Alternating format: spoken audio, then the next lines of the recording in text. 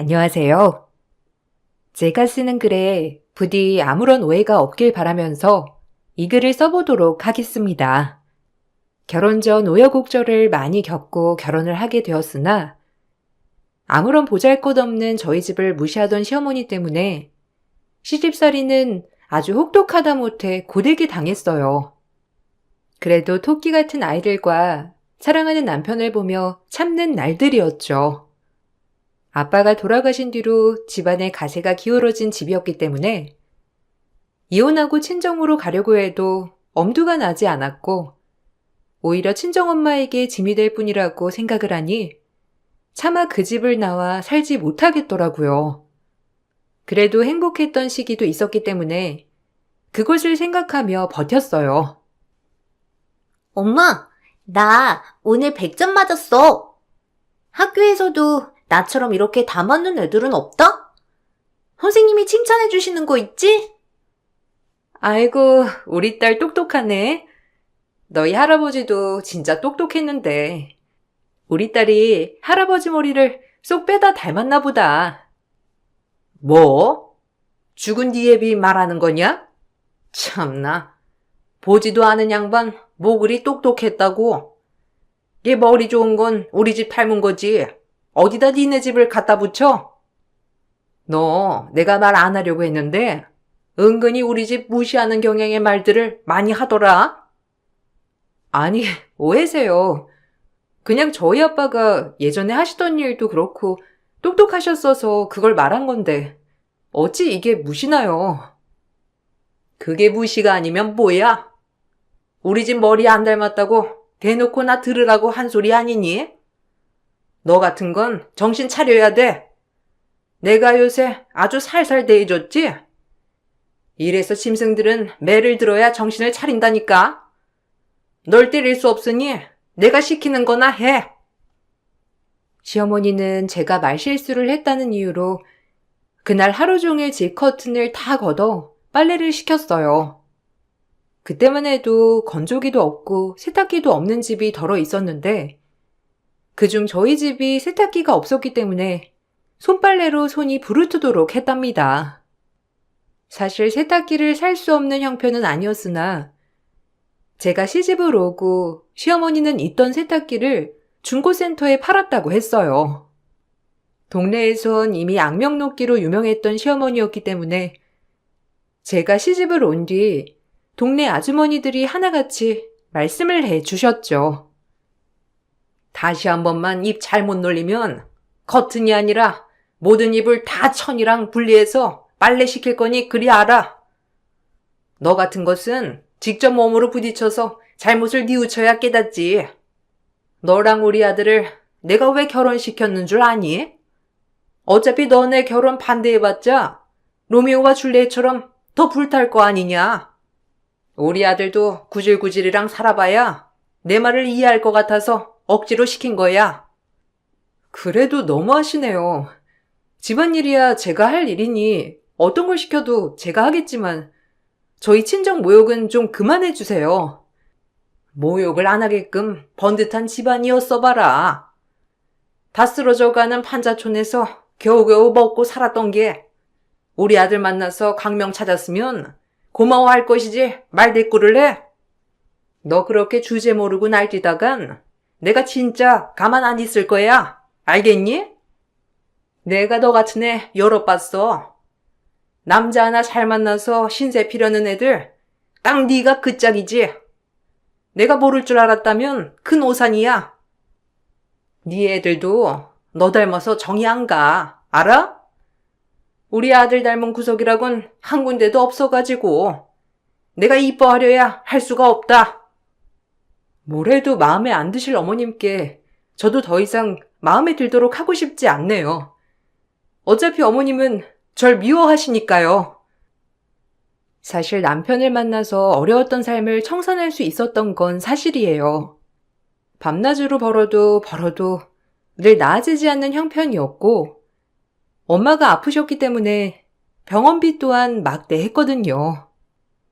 그 모든 사실을 알고도 남편은 저를 위해서 발벗고 나서주며 저에게 보탬이 되려고 했던 사람이었기에 언제나 고마운 마음이 가득했답니다. 남편에게 너무 고마운 마음만 있으니 시어머니가 힘들게 해도 전 오로지 견뎌내야 한다고 생각했어요. 참 어리석게도 그게 남편에 대한 보답이라고만 생각했었으니까요. 하지만 몸이 너무 안 좋아 병원을 갔더니 전 폐암이었고 수술을 해야 해서 친정엄마가 얼마나 울었는지 너무 속상했어요. 가뜩이나 몸이 안 좋은 친정엄마는 제가 아프다고 하자 이게 다 본인 탓도 있는 것 같다고 병원에서 목 놓아 울었었거든요. 아니, 왜 이렇게 우세요? 초상 났습니까? 수술하면 괜찮다잖아요. 아유, 재수없게. 무슨 초상 난 것처럼 울어대. 너무하세요. 저희 딸이 왜 암에 걸렸겠습니까? 얼마나 고생을 바가지로 했으면 암에 걸렸겠냐고요. 말도 안 되지. 아니 그럼 제가 시집살이라도 시켜서 뭐 암에 걸렸다는 거예요? 지가 집에서 하는 게 뭐가 있는데 뭐가 힘들다고 암에 걸려요? 말이야 솔직히 나와서 하는 말인데 엄마 닮아 비실비실 약골 체질 아니에요? 빼짝 골아가지고 몸 관리를 어떻게 한 겁니까? 내 아들이 나이가 몇인데 벌써부터 와이프 병간호를 해야 되겠냐고요? 진짜 뭐 하나가 마음에 드는 게 있어야 이뻐라 하지. 사돈, 딸 가진 입장으로서 생각해 보세요. 어쩜 그렇게 매정하게 말만 하시나요? 우리 딸이 그렇게 마음에 안 듭니까? 그럼요. 돈이 있어요, 뭐가 있어요? 하물며 학벌이 좋아요? 고졸 은행원이었던 주제에 뭘 그렇게 대단하다고 그럽니까? 하여튼 병원이니 눈물 좀 닦으세요. 누가 보면 아주 제가 울린 줄 알겠습니다. 창피해서 에휴 시끄럽고 짜증나 죽겠네. 시어머니의 당당함에 저희 엄마는 할 말을 하지 못하셨고 전 수술을 하고 나서야 제가 어리석었다는 것을 알게 되었어요. 한 번뿐인 인생 제가 하고 싶은 대로 신나게 멋지게 살자라는 마음으로 이악 물고 회복에 전념했고 그렇게 항암 치료를 들어갔어요. 하지만 제가 항암 치료를 하든 말든 시어머니는 저에게 하고 싶은 말들과 여전히 전처럼 저를 대하시는 모습을 하셨죠. 오늘 칼국수 먹고 싶으니까 반죽 만들어서 칼국수 좀 해. 그리고 남은 걸로 만두도 좀 하고. 비가 오니까 먹고 싶다. 지금 찌개다 만들었어요. 오늘 저 병원 가는 날이니까 그냥 이거 드세요. 칼국수는 내일 해드릴게요. 시간이 없어서요. 너 지금 내 말에 토다는 거냐? 네가 지금 누구 때문에 뜨신 밥 먹고 살고 있는데 이게 어디서 내 말을 거역해? 거역이요? 제가 어머님이 하라면 하라는 대로 살아야 하는 몸종인가요? 저도 이제 안 참아요. 한 번뿐인 인생 이제 하고 싶은 대로 제가 즐기고 싶은 대로 살 거라고요. 죽다 살아나 보니 알겠더라고요. 이렇게 사는 건 정말 바보 같다는 걸. 인생 2번 살다간 아주 내 머리 꼭대기 위에 올라가겠다. 됐고, 너 칼국수 안 만들면 내가 네 머리털을 뽑아 놓을 줄 알아. 항암 치료로 어차피 다 빠질 머리털 내가 미리 뽑아주마. 그러니까 칼국수 해야 할 거야. 내 말을 거역하면 어떻게 되는지 보여줄게. 제가 치료를 하든 말든 시어머니는 제가 눈에 가시였답니다. 하지만 면역이 생겨서 그런지 곧잘 무시가 되었고 전 어떻게든 회복에 힘쓰려고 애를 썼어요. 그러던 중 시아주버님은 결혼을 한다고 얘기를 하였고 아픈 환자 며느리가 집에 있는 게 싫었던 어머님은 대놓고 예비 며느리와 절 비교하면서 이젠 그런 것으로도 스트레스를 주시기 시작하셨어요. 어머, 교수? 아이고, 요즘 시대에 그 정도 배웠으면 엄청 잘난 집안이겠네. 웬일이니? 내가 교수 며느리를 다 보고 근데 그 며느리가 우리 집에 오면 저거 어떡하냐? 창피해서 소개라도 할 수 있겠어? 머리털은 다 뽑혀가지고 아이고 몰골 봐. 에이 그래도 엄마 말 조심 좀 해요. 재수씨가 몸이 안 좋은 건데. 그리고 대충 그냥 재수씨라고 하면 되지 뭐. 아니 그럼 내 아들을 어떻게 볼 거야? 교수식이나 되는 사람인데 저런 거 데리고 산다고 하면 우리 집안을 애초에 무시하기 시작하는 거다. 솔직히 그렇게 되면 너랑 그 여자랑 결혼하는데 평생 널 무시하지 않겠어? 집안 무시가 네 무시로 이어지는 거야. 그런가? 아, 그럼 어떡하지? 아, 솔직히 나도 좀 재수씨가 너무 아줌마에다가 볼품없고 하니까 창피하긴 했거든. 시숙과 시어머니의 얘기에 너무 치가 떨리면서 화가 났어요. 그리고 모든 눈물이 쏟아져 나왔는데 이 모습을 남편이 보고 대신 뒤엎어 주었고 항상 시어머님과 저에게 늘 공평하게 잘했던 남편이 이렇게 폭발해버리자 시숙과 시어머니는 당황을 하며 어쩔 줄 몰라 했답니다.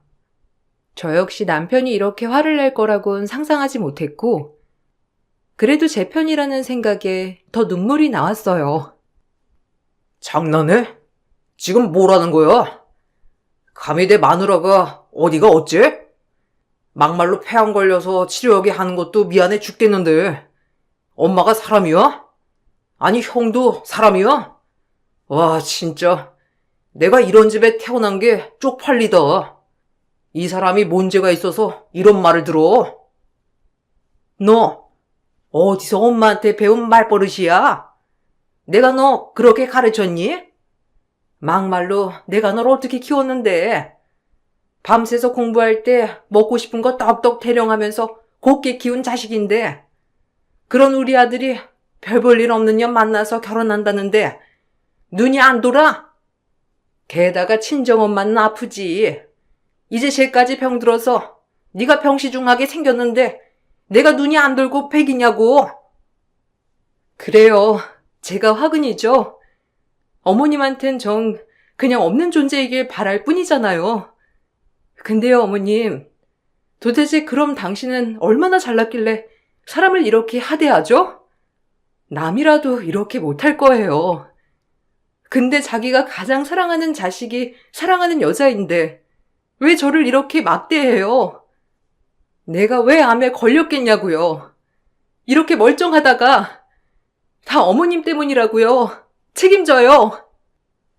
억지 좀 그만 써. 네 남편이 네 편 들어주니까 눈에 뵈는 게 없냐? 내가 말했지? 너 밥 얻어먹고 사는 것만으로도 감사하라고. 양심이 있으면 좀 되돌아봐라. 네가 얼마나 볼품 없는지. 이제 몸까지 아파서 내가 어디 너랑 겸상을 하겠니? 재수 없어서. 시어머니는 그럼에도 뻔뻔하게 본인이 잘못하지 않았다고 큰 소리를 쳤고 오히려 그날 아주버님과 남편이 대판하게 되었어요. 우애 좋던 형제가 이렇게 한순간에 치고받고 싸우는 장면을 보게 되자 시어머니는 더욱더 저를 경멸하였답니다. 여자 하나 잘못 들어오면 집안꼴 아사리판 난다는데 딱 이 말이다. 내가 형제들을 어떻게 키웠는데 이따위로 행동해? 이게 다 너 하나 때문에 벌어진 일이잖니. 아니야? 네 형님 될 사람이 너랑 어떻게 차이가 나는 줄 알아? 그 사람 보고도 네가 그런 말 하나 보자꾸나. 우리 집엔 그런 사람이 들어올 정도의 집안이라는 거야. 알겠어? 수준 떨어져. 그만해요. 난 진짜 엄마 한 번만 더 그러면 우리 사이도 끝장이니까. 곧 분가할 거니까 그리 아세요. 그게 이 사람한테도 엄마한테도 좋겠네요. 엄마가 이 사람 그렇게 보기 싫어하니 우리가 나가야죠. 당신은 방에 들어가 있어. 이런 말 듣지도 말고. 뭐? 분가?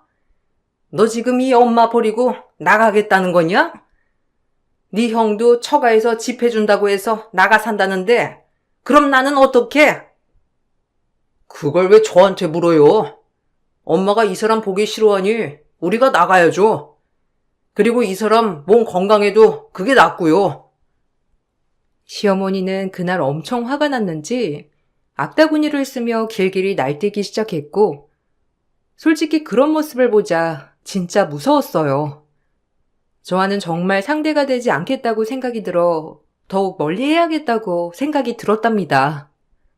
그리고 남편은 약속을 지키듯 저희가 따로 나가 살 집을 백방으로 알아보기 시작했고, 좋은 매물이 나왔다며 오히려 들떠 보이기까지 했어요. 미안해. 그리고 고맙다. 네가 아픈 게 솔직히 나 때문인 것 같아서 더 미안하고 잘하고 싶어. 엄마의 잘못도 내 잘못이나 다름없으니까. 앞으로 내가 더 잘할게. 그러니까 우리 건강만 하고 행복하게 살자. 이제 몸도 다 치료되면 더 좋아질 거야.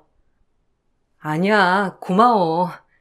이렇게 내 편 들어주기가 쉽지 않았을 텐데 진짜 너무 고맙고 내 편이 있다는 게 눈물 나게 행복하다. 내가 당연히 당신 편이지. 난 당신 없으면 못 살아. 애들도 필요 없어. 진짜야. 그러니까 옆에서 건강하게만 있어줘. 남편의 말에 눈물이 쏟아질 듯 행복하더라고요. 이런 게 행복이지 별거 있나 싶었고, 이렇게 결혼 생활 내내 잘하는 남편 때문에 그나마 사라지는 것 같았어요. 하지만 저희는 이사 가기 전 남편의 긴 지방 출장으로 잠시 떨어져 지내야 했고, 하필 그럴 때 예비 형님 될 사람이 집으로 인사를 온다고 하였답니다. 갑작스러운 방문이라 미처 시어머니도 놀란 것 같았어요. 아유, 얘기는 들었는데. 아니, 갑자기 이렇게 인사 오니까 당황스럽네. 일단 안으로 들어와요. 추운데 몸 좀 녹여야지. 네, 안녕하세요. 제가 이렇게 불쑥 찾아와서 죄송해요. 만약 제가 온다고 하면 또 먹을 거니 뭐니 신경 쓰셨을 게 많을 것 같아서 성수 씨한테 말씀드리지 말라고 하고 오늘 깜짝으로 가자고 한 거예요. 잘 부탁드립니다. 인지연이라고 합니다. 주방에서 얼핏 보니 정말 기티가 나고 잘 배운 품격 있는 예비 형님 같았어요. 시어머니는 그런 형님을 거실로 안내를 한 뒤 주방으로 득달같이 달려와 저보고 얼른 티 안 나게 집을 나가라고 하더라고요.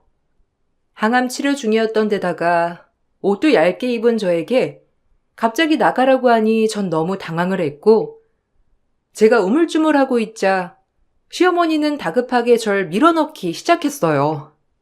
힘이 어찌나 세었는지 전 시어머니를 감당해낼 힘이 도저히 없었고 그대로 등 떠밀려서 창고로 쫓겨나게 되었답니다. 조용히 넘어가자, 응? 너 가뜩이나 머리도 빠져서 지금 가발 쓰고, 아이고, 꼴 보기 싫어. 이런 몰골을 어떻게 교수한테 소개해? 당장 나가 있어. 아니다. 나가려면 문으로 나가야 하니 얼른 여기로 나가. 입도 뻥긋하지 말고 여기 처박혀 있어. 안 그럼 가만 안 둬. 혹시라도 큰 며느리 될 애가 너 보게 되면 우리 집을 얼마나 우습게 여기겠니? 난 그런 꼴은 못 본다. 그러니까 찍소리도 하지 마. 법대 교수인 예비 형님이 인사 오니 엄동설안에 날 창고로 내던진 시모였고, 전 그대로 시어머니에게 밀림을 당해 쫓겨났어요. 밖에서 문을 잠갔는지 도저히 들어갈 수가 없었고 너무 춥고 힘들었답니다. 하필이면 남편도 출장을 갔었고 애들도 집에 없던 터라 저 혼자 이렇게 당해야만 했어요. 이런 취급을 당하니 정말 억울하면서 신세한탄이 되기 시작하더라고요. 어머, 아니 근데 저거 사람 아니에요? 아니 저기 사람 있는 것 같은데? 창문에 지금 얼굴이 비추잖아요. 누구 있는데? 아니다. 거긴 가지 마. 글쎄, 그냥 가끔 비쳐 보일 때가 있는데, 그게 뭐 그림 같은 거라 그래. 걱정 마라. 시모의 말림에도 예비 형님은 이상하다며 창고 쪽으로 다가오고 있었고, 창고 창문에 내 얼굴 본 형님은 그대로 화들짝 놀라 버렸어요. 그리고 놀란 건 형님뿐만 아니라 저 역시 마찬가지였고, 얼른 문을 열어 내 얼굴을 다시 한번 확인한 형님은 절 보자마자 꼭 껴안고 납작 엎드리기 시작했어요. 제 발을 녹여주려고 말이에요. 사실 제 발이 얼고 있었거든요. 그리고 화가 났는지 시어머니와 실속에게 화가 나서 따지기 시작했고, 형님의 말에 온 시댁 식구들마저 내게 엎드려 벨기 시작했어요. 지금 이게 뭐 하는 짓이에요? 아니, 승미 씨 맞죠?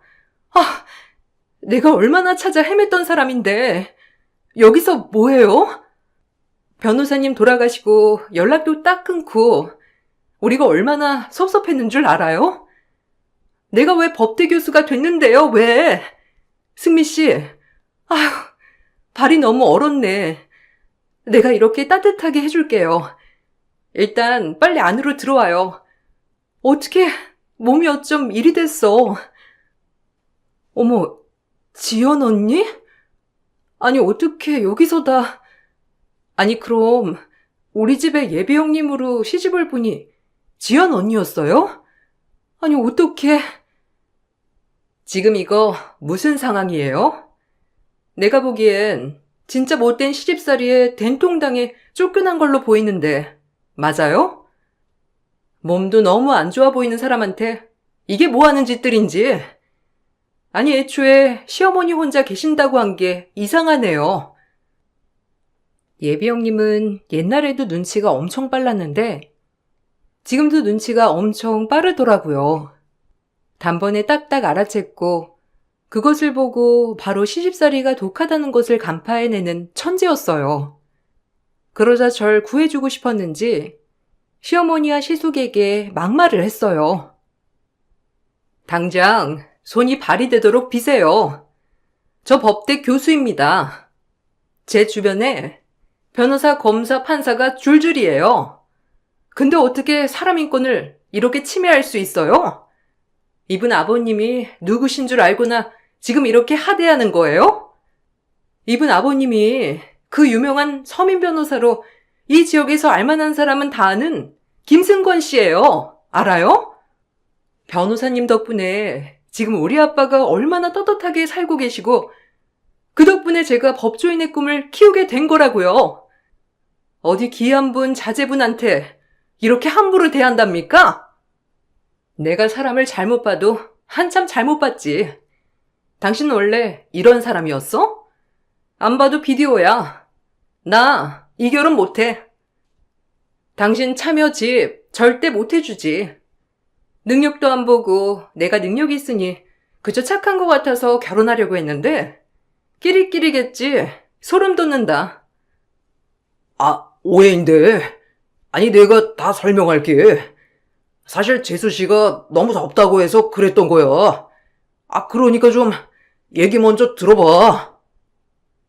제가 덥다고 했다고요? 제정신이 아닌 이상 어떻게 이 추운 날 창고에 나가죠? 아주버님도 정말 어머님이랑 똑같네요. 사실 예비 형님이랑은 아주 오래전 정말 긴밀한 친분이 있었어요. 저희 아빠는 형님이 말씀하신 대로 이 지역에서 정말 유명한 서민 변호사였고 돈 없고 백 없는 억울한 사람들을 위해 무료 변론을 마다하지 않는 분이었어요. 그중 억울하게 회사와 행령과 노무관계로 복잡하게 얽혀있는 예비 형님의 아버지를 저희 아빠는 억울한 부분을 확실히 간파하고 무료로 변호를 해주셨답니다.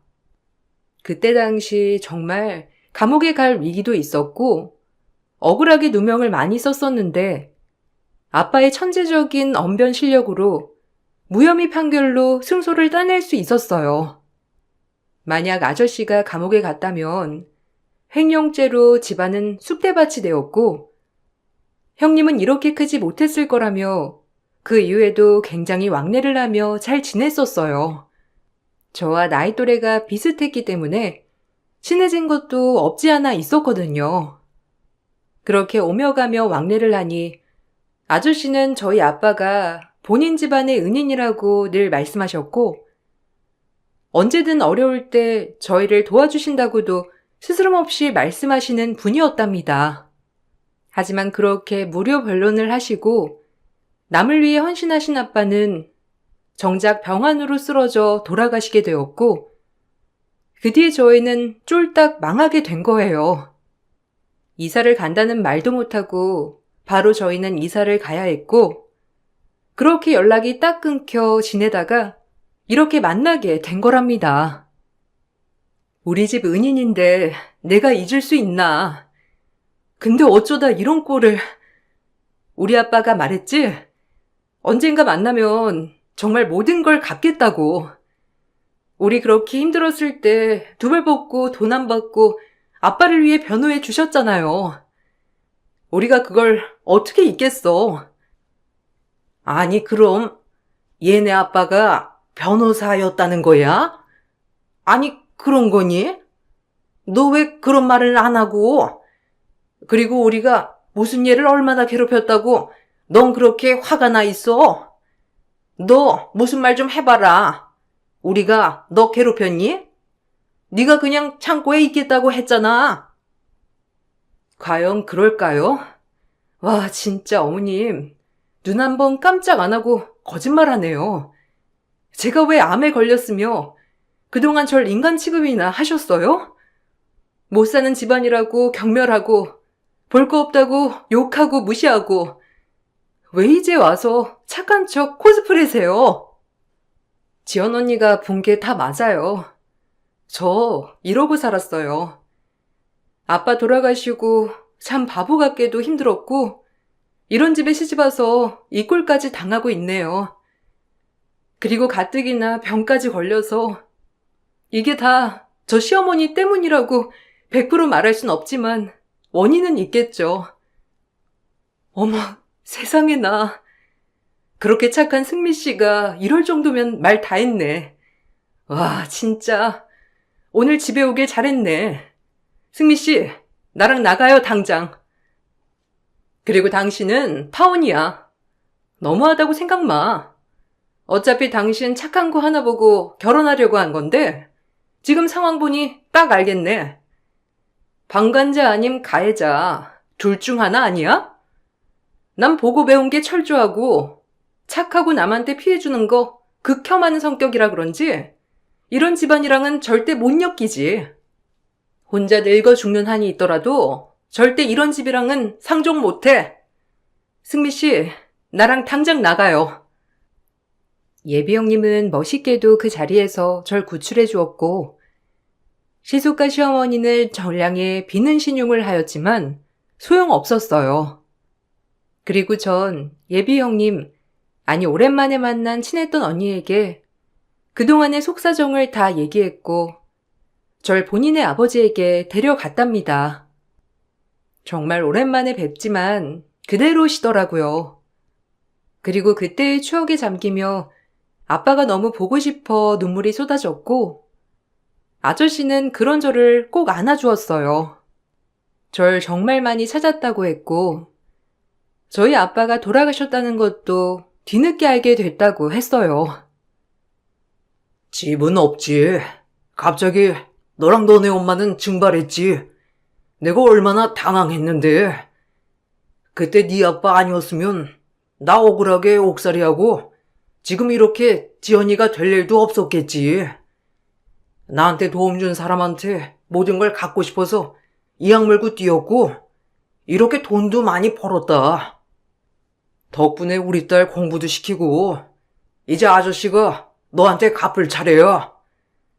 그때 너희 아빠가 우리한테 맹목적으로 헌신했던 것처럼 이제 내가 좀 갚아보자. 부담스러워하지 마라. 그럼 섭섭해. 너희 아빠는 내 평생 은인이고 다 줘도 안 아까워. 그래도 어떻게 이 많은 것을 받아요.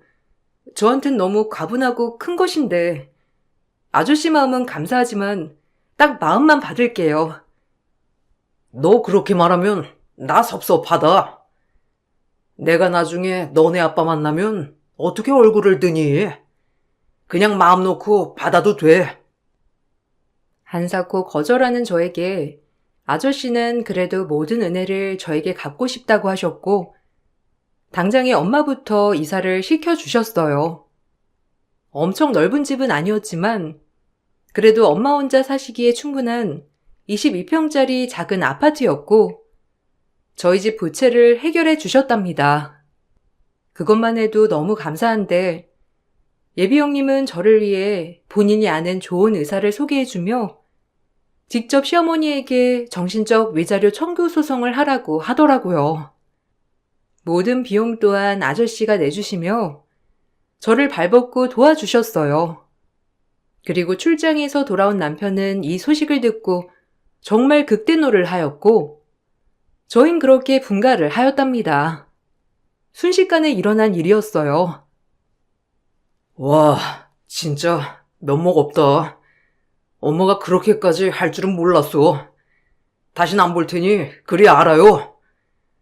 난 내가 사랑하는 사람 이렇게 함부로 하는 꼴은 두 눈 뜨고 못 보니까. 형이랑 결혼할 사람을 엄마가 마음에 드는 사람으로 들어앉혀서 행복하게 사세요. 전 승미랑 애들이랑 행복하게 살 테니까. 죽는 날까지 연락 마시고 없는 자식 셈 치세요. 그게 저를 위한 거니까. 너 이렇게까지 해야겠어? 내가 얼마나 제가 싫었으면 그랬겠니? 쟤네 아빠가 변호사인 줄도 몰랐었고 빚더미에 앉은 가난한 며느리를 누가 좋아해? 내가 그렇게 잘못한 거야? 난 아직도 이해가 안 간다. 너네가 왜 이렇게까지 하는지. 솔직히 쟤한테 조종당해서 네가 나한테 이러는 걸로밖에 안 보여. 지금 네 형도 저것 때문에 결혼 파혼하고 아주 죽상이야. 제 탓이라고요?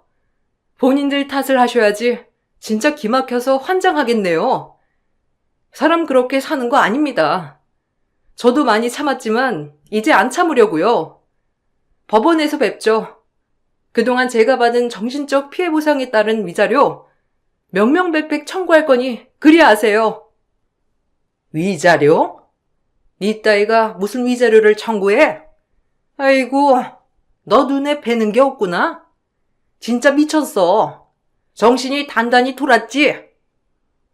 악다구니를 쓰는 시어머니였지만 상종하지 않았어요. 그리고 전 제 할 일을 했고 남편 또한 옆에서 저를 많이 도와주었죠.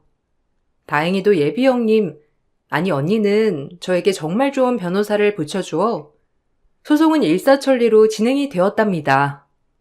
법정에서도 억울함을 호소하는 시어머니였지만 지금 제가 항암 치료를 하고 있는 점과 그동안의 힘든 마음들을 판사님은 다 읽어주셨고 결국 시어머니는 저에게 막대한 위자료를 주어야 했어요. 이 모든 게 언니를 만나서 가능하게 됐다고 생각이 들더라고요. 언니, 너무 고마워요. 내가 이렇게 언니 도움을 받고 염치 없이 행복해도 되나 몰라요. 이제 다 끝난 것 같아 너무 좋네. 아유, 내가 당연히 할 일이죠. 아저씨한테 받은 거 생각하면 솔직히 너무 모자라요. 아저씨 때문에 내가 이렇게 된 거고, 그러니까 너무 고마워하지 말고 이제 승미 씨 인생 개척해 나가서 살아요. 남은 항암도 열심히 하고 내가 응원할게요. 무슨 말씀을 드려야 할지 모르겠네요. 너무 감사하고 행복해서. 진정 절 이렇게 위한 남이 있다는 게 행복하고 고마워요. 든든한 아군을 얻은 것 같은 마음이었어요. 시어머니는 결국 저에게 위자료를 주고 아들에게 손절을 당했답니다. 노년에 저희와 무조건 같이 살 생각을 하고 있던 시어머니는 그제야 남편을 설득하며 저에게 사과하겠다고 가증스러운 말을 했고 그럼에도 용서가 되지 않는 남편과 저였어요. 또한 예비 형님에게도 다시 결혼을 해달라며 설득하는 시숙이었답니다. 그래도 우리가 왜 헤어져? 내가 잘할게. 아니, 재수 씨한테도 사과하고. 근데 이렇게 감정적으로 하는 건 좀 아니잖아. 너 같은 방간자 비스무리한 가해자랑 내가 미쳤다고 결혼하니? 방간자도 똑같은 가해자고, 당신은 동조까지 했어. 됐고, 결혼해서 내 신세 망치고 싶지 않아. 막말로 당신 볼 게 뭐가 있어? 당신 어머님이 승미 씨한테 했던 걸로 비유하자면 당신 같은 사람이 나 같은 여자 만날 수나 있겠어? 착한 거 빼곤 볼 거 없는데 착하지도 않은 인간이라면 더도 볼 거 없지. 연락하지 마. 나한테 연락하면 그땐 너네 회사 찾아가서 네 엄마랑 너랑 했던 악행들 다 폭로할 거니까. 그러니까 구질구질 말고 떨어져 나가. 시숙과 시어머니는 그제야 땅을 치고 후회했어요. 아들도 잃고 예비 며느리도 잃었던 것이죠. 모든 걸 손절하고 전 치료에만 전념했고 정신적 스트레스가 없어서 그런지 오히려 치료를 하는 동안에 마음이 너무 편안했어요. 그리고 지금은 큰아들이 장가갈 나이가 되어 어느덧 저도 중년의 여성이 되었네요. 이 시간 동안 많은 일이 있었는데 일단 저희는 시댁과 완전 손절을 하여 아예 소식도 모르고 살고 있어요. 엄청 오래전에 들었던 소식으로는 시숙은 장가를 갔는데 늦은 나이까지 장가를 가지 못하여서 베트남 여성과 국제 결혼을 했지만 그 국제 여성이 없는 재산을 해먹고 도망갔다는 얘기까지 들었답니다. 남편과 전 신경을 쓰지 않았고 그 일로 시어머니께서 저희를 백방으로 찾았지만 주변 사람들도 시어머니의 악명이 높았던 걸 알았기에 꼴 좋다며 연락처를 알려주지도 않았고 베트남 여성을 옹호했다고 했어요. 아유, 꼴 좋지. 저 아줌마 저렇게 벌받을 줄 알았다니까. 작은 며느리 그렇게 심성 착한 거 구박하더니 결국 나가 떨어지게 하고 오죽했으면 베트남 처자도 집을 나가? 저 집에서 절대 못 살지. 큰아들도 똑같잖아. 겉으론 착한 척 하는데 지 엄마랑 속이 똑같으니까 저러고 사는 거야. 지 엄마 꼴 어떻게 봐? 똑같이 안고서 못 보지. 작은 아들 봐. 칼같이 손절하고 나갔잖아. 그게 정상이요. 그때 법대 교수님 오니 며느리 드린다고 자랑을 해대더만 그 교수님이 작은 며느리네한테 신세진 집안이래잖아. 이래서 다 돌아온다니까. 에휴, 꼴 좋다 진짜. 저 노인네 절이 될 줄 알았어. 아직 멀었어. 근데 아직도 정신 못 차린 거 보면. 아, 당연하지. 저렇게 정신 못 차린 거 보면 죽어서도 못 차릴 거야. 아유, 사람 쉽게 변하나? 진짜 지가 다 돌려받은 거야. 그 이후로는 더 이상 소식이 들려오지 않네요. 전 병을 완전히 완치하고 건강을 위해 운동도 하고 늘 웃으려고 노력하며 살고 있답니다. 이 글을 쓰면서 감사해야 할 사람들이 또 많다는 걸 한 번 더 느끼게 되었어요. 돌아가신 아빠, 그리고 은혜를 갚는다며 도와준 언니와 아저씨, 그리고 언제나 제 편이 돼준 남편까지. 전 참 복받고 행복한 사람이라는 걸 글을 쓰면서 많이 깨달았어요. 이런 든든한 조력자들을 위해 저 역시 좋은 사람이 되어야겠다고 생각하며 마무리할게요. 들어주셔서 감사드리고 좋은 하루 되시길 바랍니다. 안녕하세요. 저는 40대 여자입니다. 추석 명절이 이제 며칠 남지 않았는데요. 오래간만에 가족들과 모이게 되는 자리라 좀 걱정이 돼서 사연을 신청하게 되었습니다. 남편과 결혼한 지 5년 차 되었고 작년에 어여쁜 둘째 딸을 출산했어요. 첫째 아들은 벌써 4살이 되었습니다. 최근에 친정엄마가 저희 집에 오셔서 육아를 도와주시다가 몸살이 나셔서 저 혼자 아이들을 돌보고 있었는데요. 아들 하나 키우다가 둘째 딸을 낳아 돌보다 보니 하루가 어떻게 지나가는지 모를 정도로 정신이 없더라고요. 제가 너무 힘들어하는 모습을 보고 있던 남편이 고민 끝에 육아 휴직계를 냈어요. 그래서 지금은 어느 정도 여유가 생겼고 숨 좀 돌릴 수 있는 시간을 가질 수 있어서 이렇게 사연을 신청하게 되었습니다. 결혼 생활하는 동안 시모와의 관계가 그렇게 좋은 건 아니었지만 제 아래로 동서가 들어오면서부터 시모의 차별이 저에게 많은 상처를 줬었어요.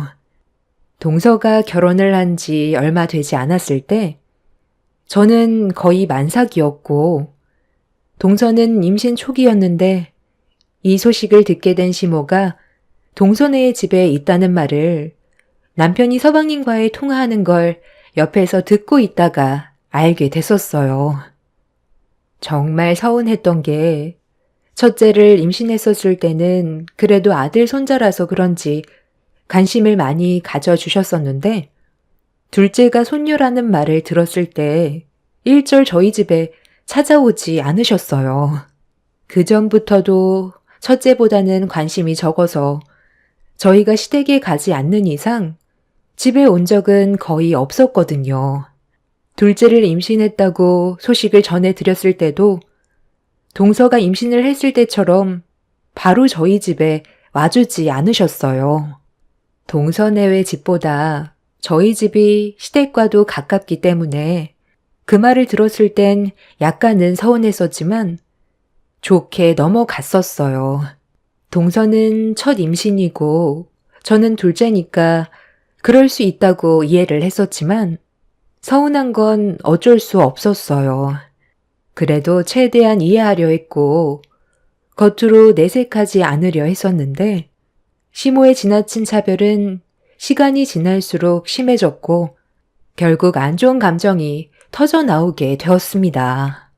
시댁에 가끔 모이거나 얼굴을 보게 되는 상황이 왔을 때 시모는 저를 투명인간 취급했고 제가 보는 앞에서 동서만 챙겨줬어요. 식사를 할 때도 맛있는 음식은 동서에게 밀어주는 등 식구들이 보는 앞에서 대놓고 반찬을 올려주시는 모습을 보게 된 남편이 시부모님 앞에서 젓가락을 강하게 내려놨어요. 지금 뭐 하시는 거예요? 저번에도 제가 말씀드리지 않았어요? 가족들이 보는 앞에서 상처 줄 수 있는 행동은 최대한 삼가해달라고 했었잖아요. 작은 며느리 좀 봐봐라. 비쩍 말라선 아이를 낳을 수나 있겠어? 최대한 건강 음식 챙겨 먹어야 뱃속에 있는 아이도 건강한 거야. 큰 며느리야. 이번이 처음 임신도 아니고 둘째에다가 이제 얼마 안 있음 출산이라 지금 먹어봤자 애 살만 찌워서 밖으로 꺼내는 게 힘들어질지도 모른다. 막달 땐 음식 조절해야 되는 거 모르니? 그래야 출산할 때 어렵지 않게 아이를 빼낼 수 있지. 자연분만 할 거라면서 별것도 아닌 걸로 식사 분위기 망쳐야 되겠어? 너희들 다 먹었으면 그만 일어나거라. 우리 작은 며느리는 임신 초기라 최대한 스트레스 받지 않아야 되는데 너희들 때문에 먹다 체하겠다. 그런 눈빛으로 바라보면 음식이 넘어가겠어? 제가 오죽하면 이러겠어요? 엄마가 지금 일부러 이 사람과 재수씨 대놓고 차별하고 있잖아요. 지금도 봐봐요. 이 사람이 메인 요리에 젓가락 가져가니까 재수씨 앞으로 밀었잖아요. 저만 봤어요? 가족들 전부 다 보고 있었는데 이런 행동들이 차별이 아니면 뭐예요? 음식 그거 조금 먹는다고 뱃속에 있는 아이가 살이 찌는 것도 아니고 지금 이 사람 몸을 좀 봐봐요. 막달인데 배만 나왔지 재수씨보다 말랐다고요. 제가 봤을 때 재수씨야말로 살을 빼야 되겠는데요. 형, 지금 그게 무슨 말이야? 이 사람이 뭐 어때서 살을 빼야 된다는 건데? 임신 초기에 그런 말 상당히 거슬리는 거 알아? 아무리 형이라 해도 말에 가시가 있으면 나도 좋게 넘어가지 못한다고. 우리 엄마가 차별을 하는 게 아니라 형수님이 그동안 우리 엄마한테 못했겠지. 그러니까 눈치 주는 거 아니겠어? 너 임마 지금 말 다 했냐? 너희 형수가 어머니 집에 오면 쉬는 거 봤어? 어머니가 시키는 일 군소리 않고 다 하고 있는데 재수 씨는 옆에서 뭘 했는데? 어머니만 믿고 손가락 하나 까딱하지 않고 있었잖아. 사람이 어느 정도 적당히 해야지. 가만히 있으니까 우리가 우스워 보여? 저희 먼저 일어나 볼게요. 그래, 잘 생각했다. 우리 작은 며느리 먹다 체할 뻔했는데 너희들이 알아서 사라져 준다니까. 내 속이 다 후련하다. 당신도 앞으로 내 허락 없이 먼저 행동하지 마. 이런 일이 생기게 될까봐 애들 안 부른 건데 계속 자리를 같이 해야 된다고 하는 바람에 서로 얼굴만 붉히게 됐잖아. 사람이 말이야? 안 하던 짓을 하고 그래? 그럼 큰애들만 빼놓고 밥이 목구멍으로 넘어가겠어? 이왕 자리 만드는 거 같이 하면 좋으니까 내가 직접 부른 건데 그것도 당신 허락을 받아야 되는 거야? 이 많은 음식 누가 했어? 당신이 한 거 아니잖아. 내가 작은 며느리를 위해서 만든 음식들이야. 불청객은 큰애들이라고.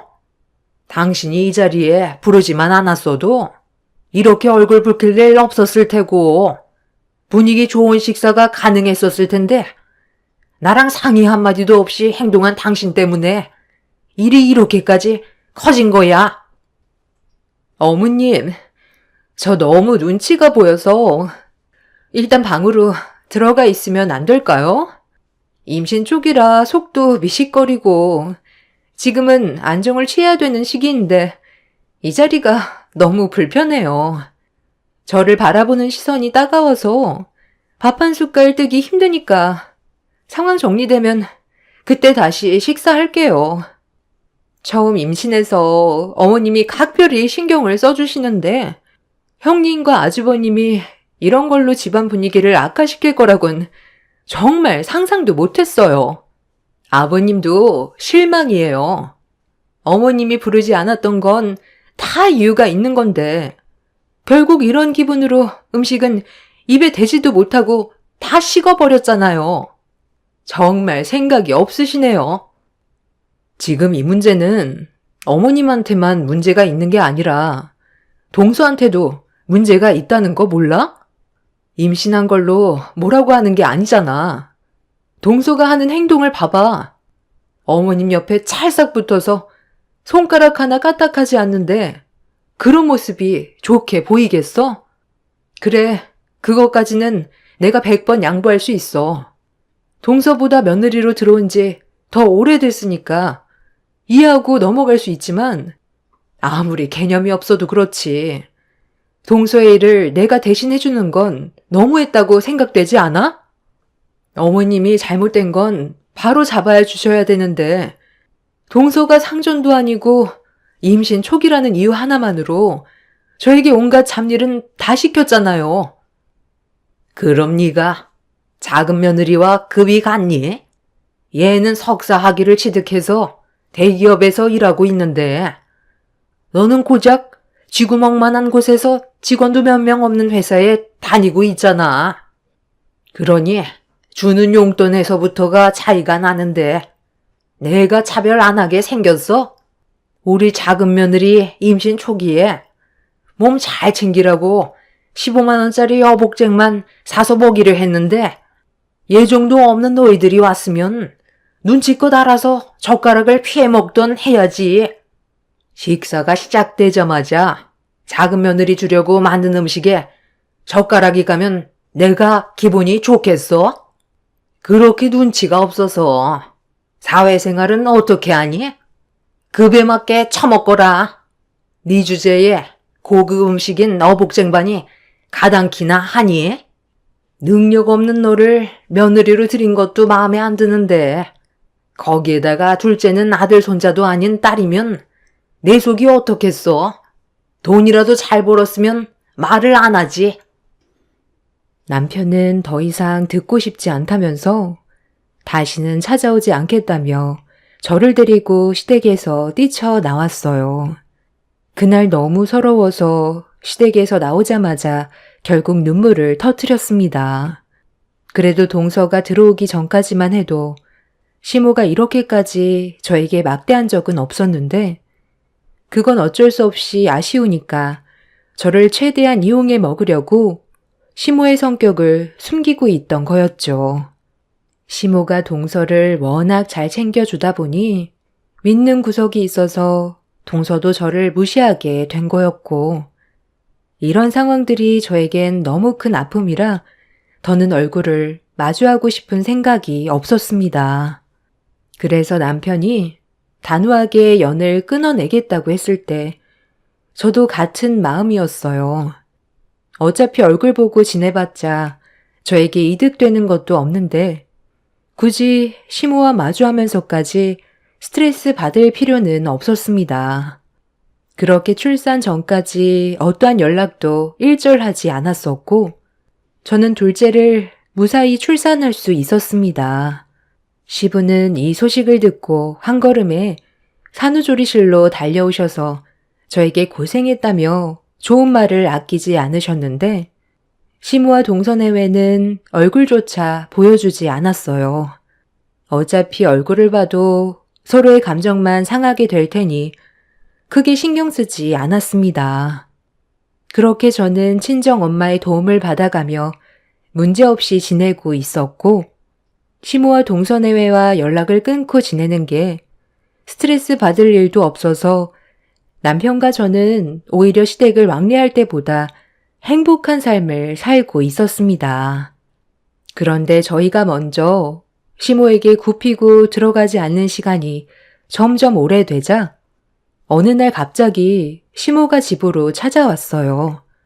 그때가 저희 가족이 저녁 먹을 시간이었는데 엄마가 육아를 도와주고 계셨기 때문에 시모와 엄마가 얼굴을 마주하게 됐었죠. 제가 상처를 받아 연락을 끊었다는 걸 엄마도 알고 있었기 때문에 분위기는 상당히 안 좋게 흘러갔고 엄마는 왜 왔는지 물어보셨습니다. 사돈 오셨어요? 급한 일 때문에 오신 건가요?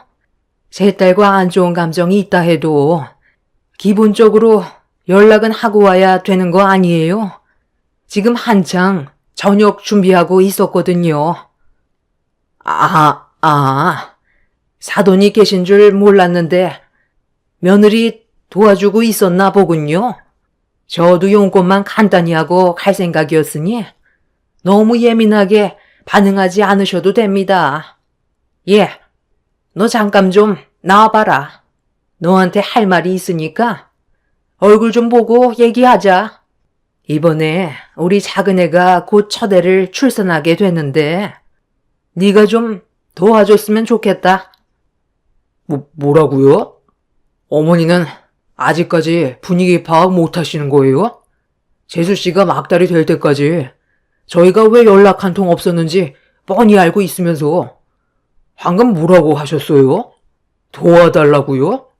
재수 씨 집안 식구들도 있고 어머니가 옆에서 도와주면 되는 거지.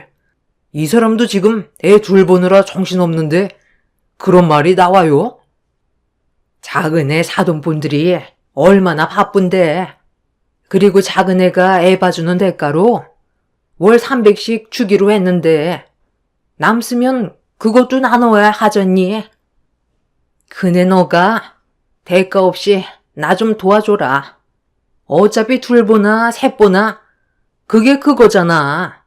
나도 요즘 건강이 많이 안 좋아져서 손자가 태어나면 분명 체력적으로 많이 힘들 거다. 오죽했으면 여기까지 찾아왔겠어? 그네 너야 둘째까지 낳았고 애 보는 것도 능숙하니 도와주는데 그게 어려운 건 없을 것 같아 부탁 좀 하려고 왔다. 가족이라는 게 뭐냐? 서로 얼굴을 붉히고 잡아먹을 듯이 싸워도 칼로 물베기나 다름없어. 한번 맺은 인연 평생 꼬리표처럼 따라붙는 게 가족인데 어려울수록 서로 도와야지. 과거에 어떤 일이 있었든 그게 중요한 게 아니다. 앞으로 남은 인생을 어떻게 살아가냐가 중요한 거지. 내가 너한테 죽을 죄를 지은 것도 아닌데 그런 일로 연락 한 통 없었던 너도 문제가 있는 거 아니니? 평생을 얼굴 안 보고 살려고 생각했어? 내가 직접 찾아왔으면 된 거지. 이 자리에서 무릎이라도 꿇길 바라는 거냐? 어머님, 이번에도 동서가 시켰나요? 뭐라고 했길래 여기까지 온 거예요? 대가 없이 도와달라뇨. 300, 400을 주셔도 불가능해요. 그때 분명 말씀드렸죠? 평생 얼굴 안 보고 살고 싶다고요. 어머님이랑 동서가 한 행동들이 죽을 죄보다 더해요. 개도 먹을 땐 안 건든다는데 먹는 걸로 치사하게 차별 두셨잖아요. 제가 받은 상처가 너무 컸기 때문에 지금까지 연락을 하지 않았던 거예요. 그런데 동서 출산이 얼마 남지 않았다고 도움이 필요할 것 같으니까 도와달라고요? 그럼 제가 웃으면서 기분 좋게 동서 아이까지 봐준다고 할 줄 알았어요? 저도 사람이고 감정이 있어요. 그동안 정말 많은 차별이 있었지만 저 막달 때 어머님이 동서 임신 초기라면서 비싼 음식 준비해서 동서 앞으로 밀어줬을 때 너무 큰 상처를 받았다고요. 젓가락 한번 향했다고 제 손을 강하게 내리쳤잖아요. 저는 그때의 기억을 평생 잊지 못할 거예요. 지금도 보세요. 어머님이 얼마나 이기적인 분인지를 보여주고 있잖아요. 말로만 가족이라고 그러지. 제 기분은 생각도 하지 않고 어머님 하고 싶은 대로만 행동하시잖아요. 오늘 보이신 행동은 그동안 저를 어떻게 생각하고 있는지 더욱더 확실하게 보여주셨네요. 평생을 얼굴 안 보면서 살고 싶어요. 그러니 다시는 저희 찾지 마세요. 아시겠어요? 그래, 자존심은 있어가지고 좋게 생각해서 도와주면 서로 관계도 회복되고 하는 거지. 그까짓 일로 아직까지 마음에 담아두고 살고 있었니? 나는 이미 잊어버린 지 오래였는데 네가 그렇게 속 좁은 며느리인지 몰랐다. 이럴 줄 알았으면 결혼하겠다고 인사 왔을 때 머리채 잡아 밖으로 걷어차 버렸어야 했는데. 시모의 마지막 말에 엄마는 충격을 받았는지 혈압이 올라서 소파에 털썩 주저앉으셨어요. 남편은 막말을 퍼붓는 시모를 급하게 밖으로 내쳐버렸습니다. 시모가 저희 집에 아주 잠깐 찾아온 거였지만 이미 저희 가족은 시모 때문에 상당한 충격으로 제정신이 아니었고 시모는 현관문을 몇 차례 걷어찬 뒤 본인도 다시는 저희 얼굴 볼 일 없을 거라면서 동네가 떠나갈 정도로 소리친 뒤 돌아갔어요. 너무 황당했고 무슨 생각으로 저에게 그런 부탁을 하러 왔는지 이해가 되지 않았습니다. 그렇게 한바탕 난리가 난 이후 동서가 첫 애를 출산했다는 소식을 접할 수 있었는데 남편이 시부와 통화하는 목소리가 좋지 않았습니다. 전화를 끊고 어두워진 표정으로 저를 바라보던 남편이 충격적인 말을 꺼냈어요. 태어난 아이한테 심각한 문제가 생겼다면서 응급수술실로 이동 중이라며 저희도 병원에 가봐야 할 것 같다는 말을 듣게 되었습니다. 동서의 아이가 세상 밖으로 나왔을 때 아이의 장활동이 많이 약했는지 몸에 문제가 생겼다고 하더군요. 보통 태아가 양수를 마시면서 만들어지는 태아의 태변이 24시간 이내에 배출이 되어야 하는데 저희가 출산 소식을 접했을 때는 이틀이 넘어가는 시점이었습니다. 동서의 아이는 태변막의 증후군으로 태변이 병마개처럼 장을 막아버려서 발생하는 질환으로 아이가 출생한 후에 공기를 마시게 되면서 장에 공기가 차게 되는데 이때 태변이 장을 막고 있어 가스가 통과하지 못하고 점점 팽창을 하게 되다가 천공까지 발생하게 된 위급한 상황으로까지 발생이 된 거였어요. 그래서 응급 수술을 받게 된 아이는 도움이 필요했고 저희 부부는 어쩔 수 없이 병원으로 향하게 되었습니다. 아이의 생명이 위급하다는데 안 갈 수가 없었고 남편과 함께 병원에 도착을 하니 동서는 세상에 태어난 지 얼마 되지 않은 아이를 떠나보내게 될까봐 오열을 하고 있었어요. 저희 부부는 그런 동서를 묵묵히 바라보고 있었지만 선뜻 위로를 해주는 게 망설여지더군요. 전에 있었던 안 좋은 일들로 인해 동서가 저에게 또다시 상처되는 말을 하게 될까봐 머뭇거려졌어요. 지금 상황이 너무 안 좋아서 긴급 수술을 해야 되는데 문제가 하나 생겼다. 아이의 혈액형이 남들과 달라서 다른 곳에서 공수를 해와야 한다더구나. 다행히 신생아라 많은 양이 필요한 건 아닌데 혹시 모를 일을 대비해 주변 가족들 중에 같은 혈액형이 있다면 도움을 받는 게 좋을 거라고 하더구나. 아이 혈액형이 어떻게 되는데요? 많이 희귀한 혈액형이에요? 일단 아이부터 살려야 하니까 저도 주변 지인분들한테 같은 혈액이 있는지 한번 물어볼게요. RH-O형이라더라. 내가 알기론 큰며느리가 RH-O형이라고 하지 않았나? 예전에 한번 들은 것 같기도 한데 그네는 혹시 혈액형이 뭐였더라? 아이 혈액형이 RH-O형이에요? 저도 그렇게 알고 있거든요. 아, 그럼 당신이 도와줄 수 있겠다. 일단 아이부터 살려야 하니까 일단 준비하는 게 좋지 않겠어? 뭐라고요? 형님이 RH-O형이라고요? 제 아이와 같은 혈액형이에요?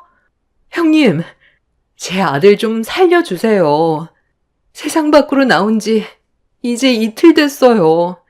제 아이가 천공이 생겨서 태어나자마자 수술을 해야 되는 것도 충격인데 혈액을 제대로 공급받지 못해서 세상을 떠나게 되면 저는 더 이상 삶에 희망이 없어요. 과거에 했던 일들 제가 전부 잘못했어요. 그러니 제발 제 아이 좀 살려주세요.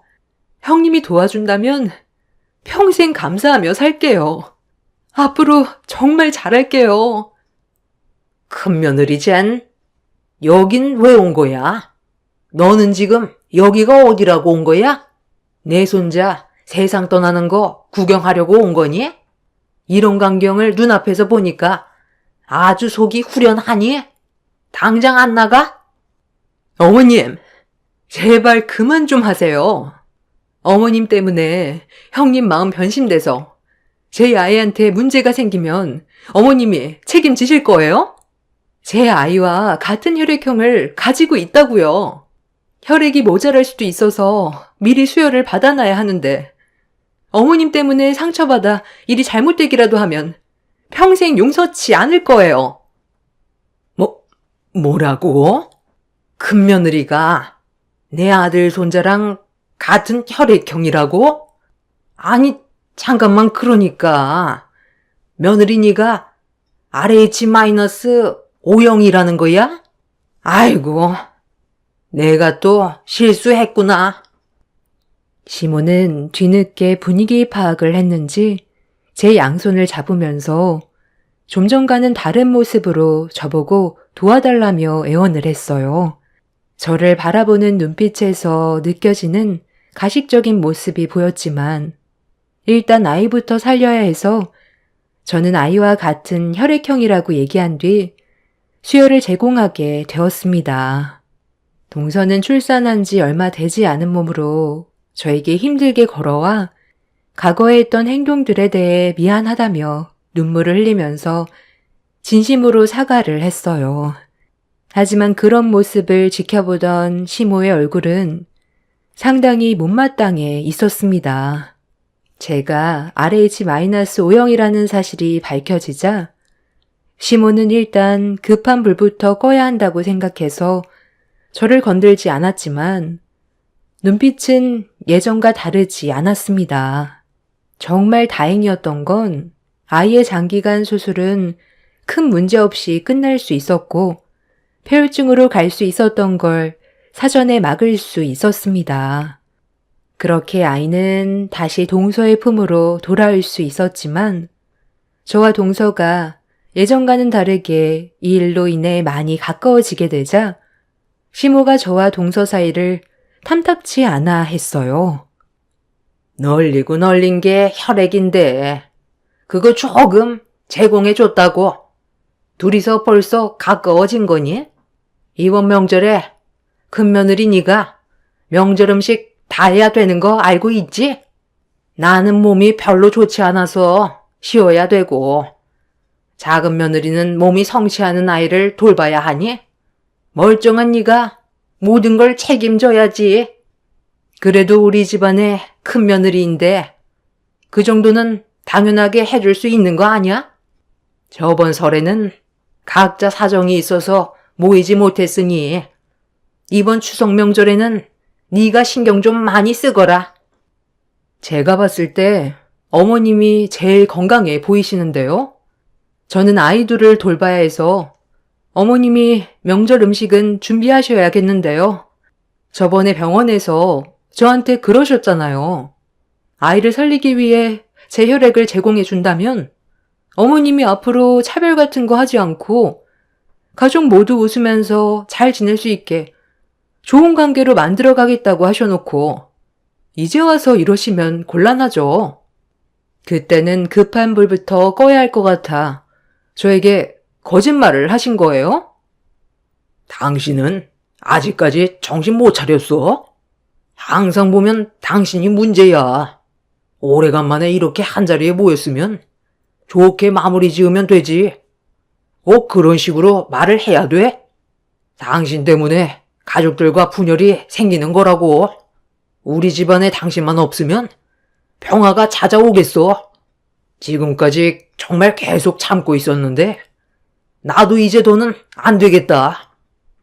그래서 뭐 어쩌자고. 이 나이 먹고 나랑 이혼이라도 하겠다는 거야? 이 집안에서 내 말이 곧 법인 거 몰라? 내가 하는 말에 며느리들은 따라야 되는 거라고. 아, 어머님! 그만 좀 하세요. 형님 아니었으면 제 아이가 어떻게 됐을지 그건 아무도 모르는 거라고요. 총각을 다투던 그때 형님이 도와줘서 원활하게 수술을 진행할 수가 있었어요. 그리고 사람 일이라는 게 앞으로 어떻게 될지 아무도 모르잖아요. 형님이 제 아이와 같은 혈액이라는 거에 저는 그거 하나만으로도 안심이 된다고요. 병원에서는 아직 마음 놓고 안심할 단계는 아니라고 했어요.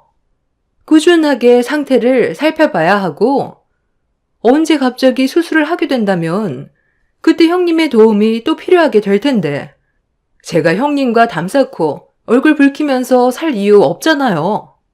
저는 과거에 했던 행동들에 대해 진심으로 사과했다고요. 어머님도 잘못한 거 인정하시고 이제 제발 그만 좀 하세요. 어머님도 저희가 잘 지내야 좋지 않으세요? 어머님은 그렇게 형님이 꼴 보기 싫으세요? 그래. 쟤는 그냥 존재 자체가 싫다. 우리 석사 며느리 작은 애 닮아 똑똑한 내 손자. 괜히 쟤한테 수혈받아 멍청해질까 봐도 싫고 그냥 쟤는 내 앞에서 사라져주면 좋겠어. 혼자 온갖 착한 척은 다 하는데 내가 왜 피해를 봐야 하냐고. 너만 없으면 우리 가족이 평온해. 시모는 전혀 바뀌지 않았어요. 오래간만에 모두가 한자리에 모였는데 저를 싫어하는 시모는 자리에서 일어나 제 머리채를 잡으려고 달려들었습니다. 남편은 그런 시모를 막아섰고 온 집안이 또다시 초토화가 되자 시부는 한계까지 다다랐는지 가족들이 보는 앞에서 시모의 얼굴에 손을 올렸어요. 그 순간 집안에는 정적이 흘렀고 시부는 남은 인생 속 편하게 살고 싶다면서 이혼 얘기를 꺼냈습니다. 거실에선 시모의 거친 숨소리만 들릴 뿐 가족 모두는 시모에게 등을 돌렸어요. 결국 이 문제로 시부모는 현재 이혼을 하기 위해 준비 중이고 별거를 하고 있습니다. 그리고 이번 명절에는 시모 없이 처음으로 시댁에서 가족들과 한자리에 모이게 되었네요. 시부는 시모에게 늙어 병들어 도움이 필요한 날이 와야 정신 차릴 거라면서 이번 명절에 시모를 절대로 집안에 들이지 않을 거라고 하셨어요. 시모가 왜 그렇게 저를 싫어하는지 모르겠습니다. 그냥 저를 만만하게 생각하고 있어서 그런 것 같아요. 앞으로 시부는 시모와의 이혼을 진지하게 생각하고 있어요. 아마 번복하는 일은 없을 것 같습니다. 평생 땅을 치며 후회할 짓을 왜 하려는 건지 이해가 되지 않네요. 이번 명절에는 조용히 지나갔으면 좋겠어요. 시모와 두 번 다시 얼굴을 마주하고 싶지가 않습니다. 이번에도 만약 저에게 용서를 구한다 해도 절대 받아주지 않으려고요. 시간은 기다려주지 않는다는 걸 시모는 모르는 것 같아요. 앞으로 몇 년 뒤면 급격하게 건강이 안 좋아질 텐데 그때가 되면 분명 후회를 하게 되겠죠.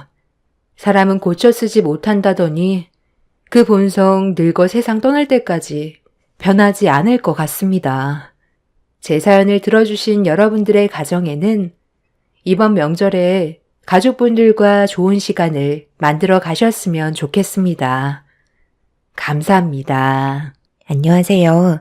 저는 40대 중반을 넘어가고 있는 여자입니다.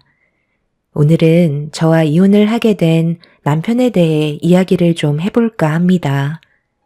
그동안 남편의 앞날이 잘 되길 바라는 마음에 제 인생을 바쳤다고 할 만큼 정말 많은 걸 쏟아부었고 남편은 그런 저를 항상 고맙게 생각하고 있었습니다. 행복한 삶을 살기 위해서는 저 혼자만의 노력으론 이루어질 수 없다는 걸 잘 알고 있던 남편 또한 열심히 살아왔었죠. 그런데 어느 날 점심시간 때 남편 얼굴 좀 보려고 잠깐 안가를 방문했던 어느 날 휴게실에서 남편과 처음 들어보는 여자의 목소리가 들려왔어요. 그 여자는 뭐가 그리 좋은지 깔깔거리며 상당히 거슬리는 목소리를 가지고 있었죠. 심기가 불편해진 저는 휴게실의 문을 활짝 열었고 남편은 처음 본 여자와 서로 커피를 마시면서 대화를 이어나가고 있었네요. 문을 열고 들어온 저를 본 남편은 아무렇지도 않은 척 반겨주면서 안과를 찾아와 준 손님이라며 점심시간이라서 진료 시간이 될 때까지 기다리시고 계시길래 잠깐 대화를 나눴다면서 처음 본 여자에 대해 설명해주고 있었어요. 둘의 모습을 대수롭지 않게 생각했던 저는 남편이 좋아하는 디저트를 들어 보이면서 신호를 주자 남편은 그 여자와 대화를 끝내고 진료실로 들어왔어요. 환자를 떠나서 다른 여자한테는 웬만해선 잘 웃지 않던 남편이 낯설게 느껴지긴 했지만 크게 문제될 거라곤 생각지 못했습니다. 그만큼 남편을 너무 믿고 있었죠. 당신이 다른 여자한테 그렇게 웃어 보이는 건 처음이라 좀 당황스럽긴 한데 앞으로는 조심 좀 해야 될 것 같아. 보는 눈이 많은데 괜히 쓸데없는 말들이 오고 가면 좋을 거 하나 없잖아. 우리가 여기에서 자리 잡는 데까지 정말 오래 걸렸던 거 알지? 동네에서 이상한 소문 나면 좋을 거 하나 없잖아. 잘 될수록 처신을 잘해야 된다고. 내 말 무슨 뜻인지 알지? 오늘 처음 본 환자고 보통 점심시간이라고 하면 진료 시간에 다시 오는데 그 환자분은 좀 다르게 계속 기다리길래 미안한 마음도 들고 해서 잠깐 말 좀 붙였던 것 뿐이야. 그리고 동네에서 소문날 정도로 내가 처신을 못하겠소? 남편은 걱정하지 말라면서 제가 오히려 너무 예민하게 반응하는 거라고 대수롭지 않게 생각하고 있었습니다. 그때까지만 해도 남편도 그렇고 저 또한 앞으로 엄청난 일이 펼쳐질 거라곤 전혀 생각지 못했었죠. 저도 제 일이 있다 보니 남편의 안과에 자주 오지는 못해도 웬만해선 최대한 남편 퇴근 시간대는 맞춰서 집에 같이 들어가려고 노력을 했었어요. 언제나 함께하고 싶은 그런 마음이 있었기 때문에 그때도 남편 안과로 향하고 있었는데 남편에게 갑자기 전화가 왔어요. 나 지금 거의 다 도착해가. 지금 차가 좀 막혀서 10분 정도면 될 것 같은데? 벌써 건물 밖으로 나온 건 아니지? 그런 건 아닌데 이제 막 나가려고 그러는데 오늘은 같이 못 들어갈 것 같네. 오래간만에 친구 녀석이 찾아와서 같이 저녁을 좀 해야 될 것 같아. 지나가던 길에 내 얼굴 좀 보려고 잠깐 들렸다는데 그냥 돌려보내긴 그렇잖아. 아, 그래? 내가 아는 분이셔? 그럼 뭐 어쩔 수 없지. 너무 늦게까지 있다가 오진 말고 적당히 시간 보내고 들어와. 갑자기 찾아왔다는 남편의 친구분 때문에 저는 어쩔 수 없이 차를 돌리게 되었어요. 결국 저 혼자 집으로 들어오게 되었고 남편은 12시 정각이 되어서야 들어오게 되었네요. 자주 있었던 일이 아니었기 때문에 남편의 시간을 방해하고 싶지 않았고 친구분과 최대한 좋은 시간 보낼 수 있게 조금도 연락을 하지 않았어요. 제가 믿었던 만큼 남편 또한 저와의 약속을 깨지 않았고 12시가 넘지 않게 들어온 점에 대해서 이미 마음이 풀려 있었죠. 남편은 많이 피곤했는지 곧바로 쓰러져 잠이 들었고 저도 집안을 대충 정리하고 먹고 있던 맥주를 마저 마시며 무심코 창밖을 바라보고 있는데 눈이 아래로 향하는 순간 깜짝 놀라고 말았습니다.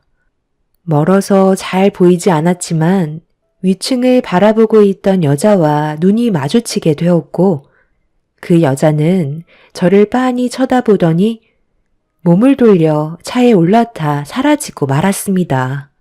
온몸에 소름이 돋는 순간이었지만 저희 집이 고층이라 다른 곳을 보고 있었을지도 몰라 그냥 넘어가는 게 속편할 것 같아 저도 서둘러 잠이 들었네요.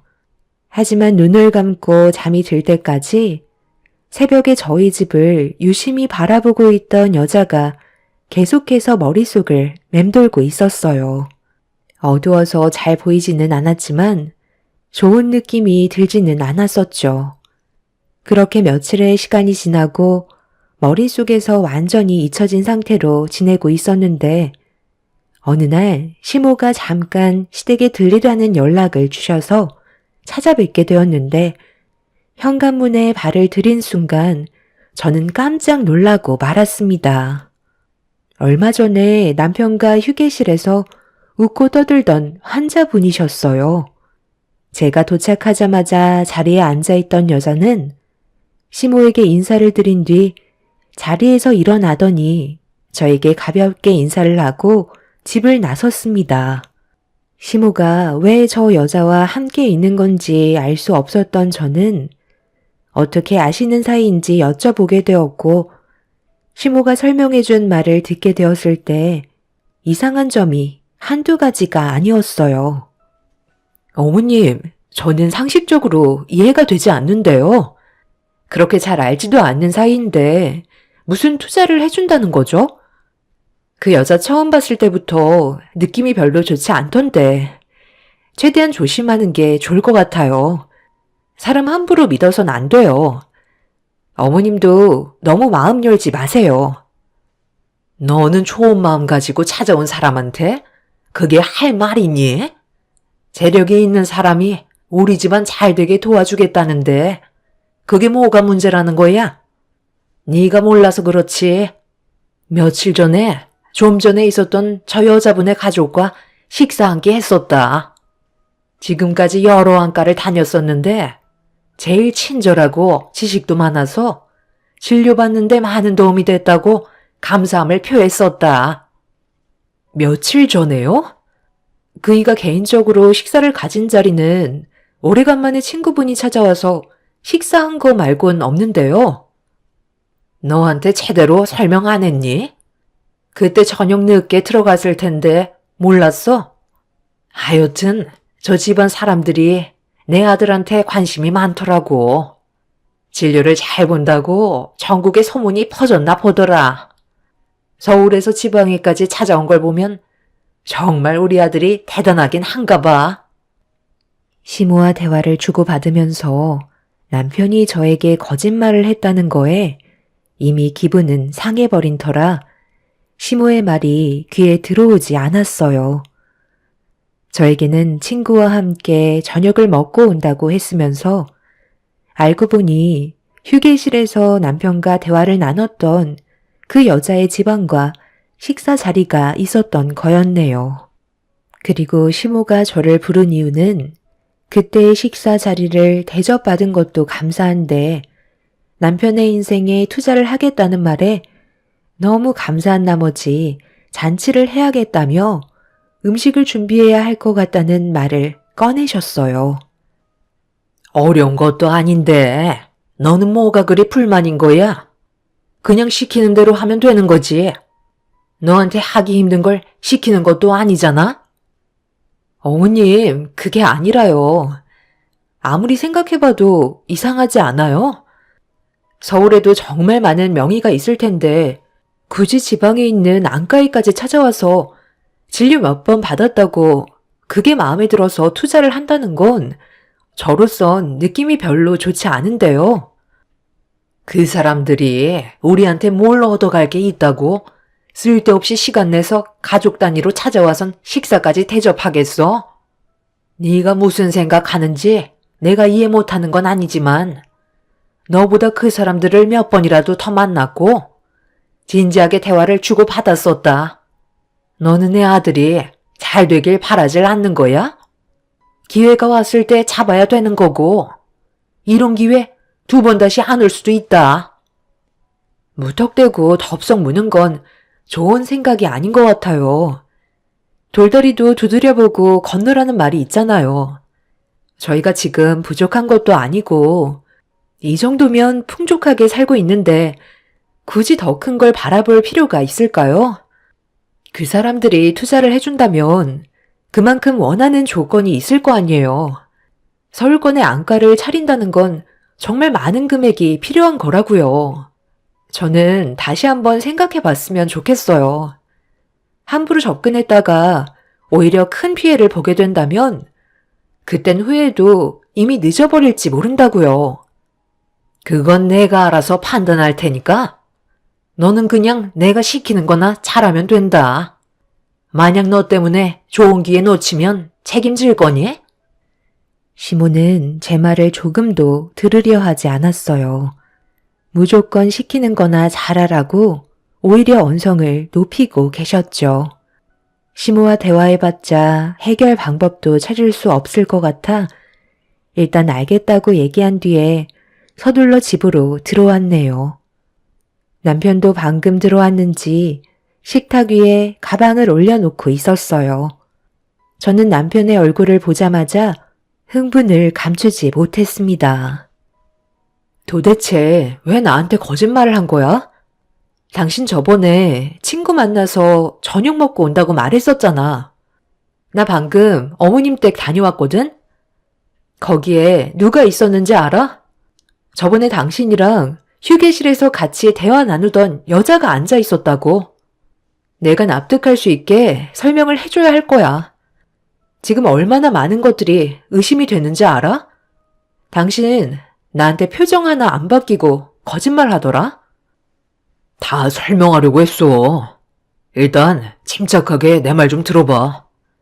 원래 계획은 정말 친구와 밥 한 끼 하려 했는데 갑자기 그 환자분이 찾아왔더라고. 가족분들을 모시고 찾아와서 무슨 일 때문에 그러냐고 물어보니까 내가 너무 친절하게 대해줘서 진료보는 게 마음에 들었다는 거야.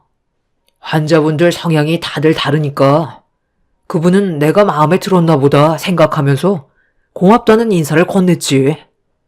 나도 그런 적은 처음이었거든. 그런데 그 환자분 아버님께서 같이 식사하기를 원하시길래 약속이 있어서 죄송하다는 말을 꺼내려 하는데 갑자기 우리 엄마가 찾아오셨고 분위기를 살피시면서 대화를 주도하시더니 환자분 아버님께서 우리 병원에 투자를 하겠다는 거야. 그리고 그 말을 듣게 되신 엄마가 식사 자리를 허락하셨지. 너무 정신이 없던 터라 연락한다는 것도 깜빡했는데 일단 그분들이 나빠 보이진 않았었어. 당신도 잘 알겠지만 내가 의심이 많은 편이잖아? 그런데 대화를 나눠보니까 꽤 많은 사업을 하고 계시더라고. 일단 동네에서 잘 나간다는 의사가 왜 서울권에 진입을 못하겠어? 문제는 자금이잖아? 그런데 그걸 해결해주고 수익금의 일부를 받게 되는 구조더라고.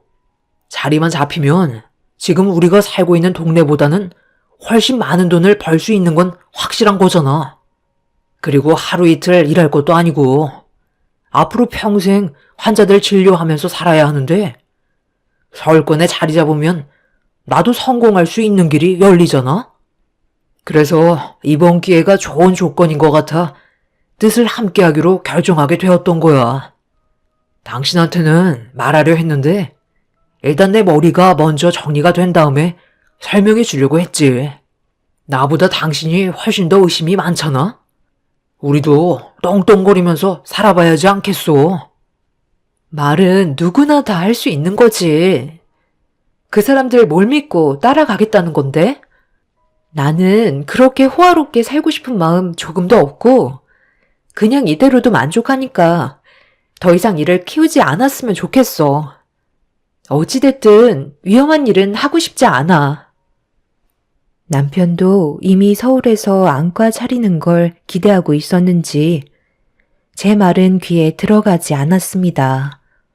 이런 식으로 가다간 힘들게 쌓아온 집안이 순식간에 무너질 것만 같은 불안감이 엄습해와서 그 여자를 따로 만나봐야 할 것 같아 기회를 엿보고 있었습니다. 간호사분들께 그 여자가 오게 된다면 연락달라고 부탁을 한 뒤 기다리게 되었고 며칠 뒤 그 여자가 안과에 도착했다는 말이 끝나자마자 급하게 안과를 찾아가게 되었네요. 진료를 받기 위해 자리에 앉아있는 그 여자를 보자마자 가까이 다가가 대화 좀 나눠야 할 것 같다며 조용한 곳에서 대화를 이어나가게 되었습니다. 제가 누군지는 잘 알고 계시죠? 도대체 무슨 이유로 저희 남편에게 계속 접근하는 거죠? 환자분 집안이 돈이 그렇게 많아요? 돈이 많아서라기보다 원장님의 실력이 이런 총구석에서 썩히기에는 아까운 것 같아 병원을 서울권으로 옮겨주겠다는 거예요. 그게 잘못된 건 아니잖아요? 저를 이상하게 생각하시는 것 같은데 저는 그냥 투자자일 뿐이에요.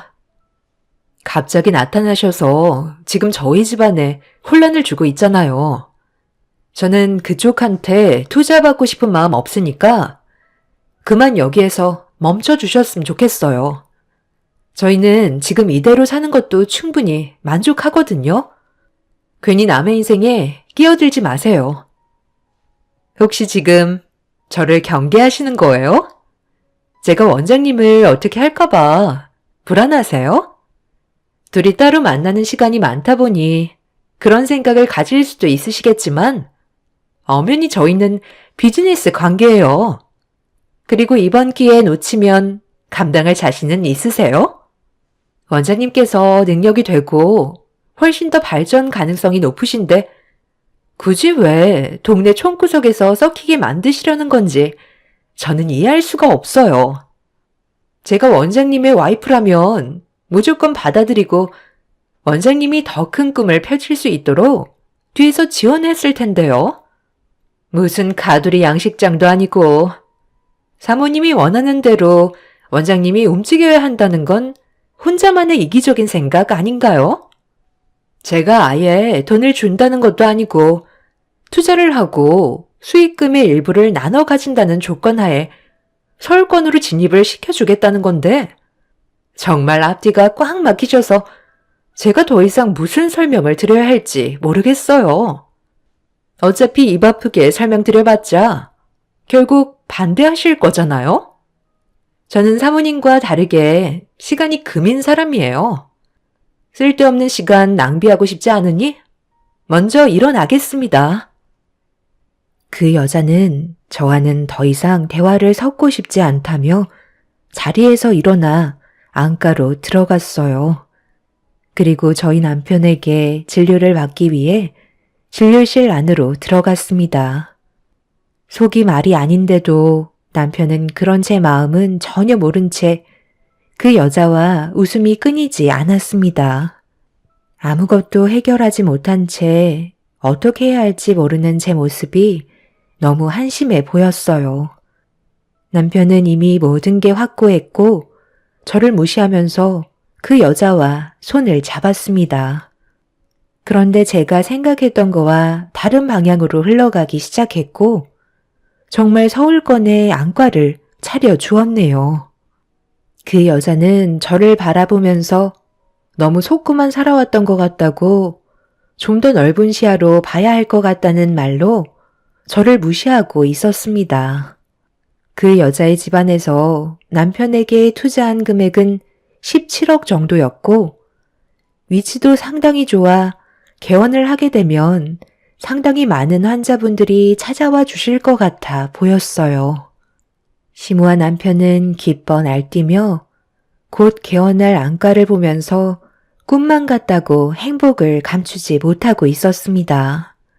시모는 지방 총구석에서 벗어나 서울권의 자리를 잡을 수 있게 해준 사람들에게 보답을 해줘야 할 것 같다며 잔치상을 차려야겠다며 일정을 잡으셨고 저는 시모의 지시대로 음식을 만들 수밖에 없었네요. 제가 생각했던 거와 정반대로 흘러가게 되다 보니 오히려 저는 할 말이 없었고 남편과 시모는 그런 저를 보며 오히려 막대하기 시작했습니다. 하마터면 저 때문에 인생을 망칠 뻔했다고 안 좋은 눈빛으로 바라보고 있었네요. 제가 할 수 있는 건 시모를 도와 음식 준비뿐이라 최대한 열심히 음식을 만들었고 여러 가지로 스트레스를 받아서 그런지 한창 음식을 준비하다가 코피까지 쏟아지고 말았어요. 그렇게 모든 준비가 끝이 나고 시댁에 모두가 함께 모였는데 제 눈앞에 충격적인 광경이 펼쳐지고 있었습니다. 누가 봐도 저는 시댁 집안의 가정부의 역할을 하고 있었고 남편의 옆자리에 그 여자를 자리에 앉혔어요. 그걸 지켜보고 있던 저는 기분이 상당히 좋지 않았죠. 하지만 남편에게 해준 게 있다 보니 아무 말도 하지 못하고 있었습니다.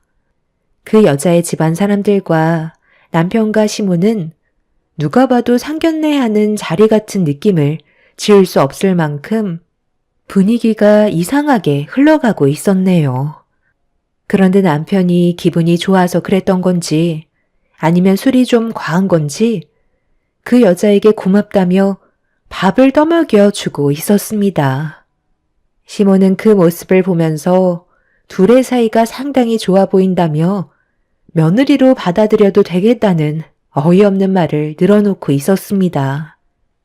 본처가 떡하니 앞에 있는데 시모의 한마디에 모두가 더 크게 웃고 떠들며 분위기를 즐기고 있었네요.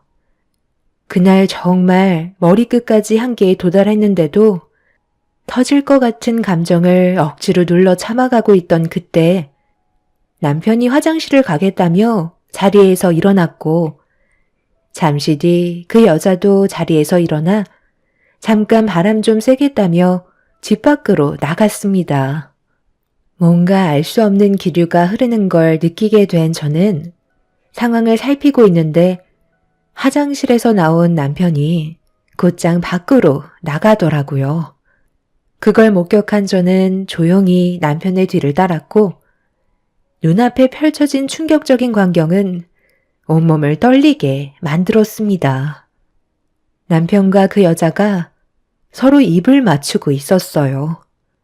그리고 이어지는 대화는 입을 다물지 못할 만큼 소름 돋는 말들을 계속해서 주고받고 있었습니다.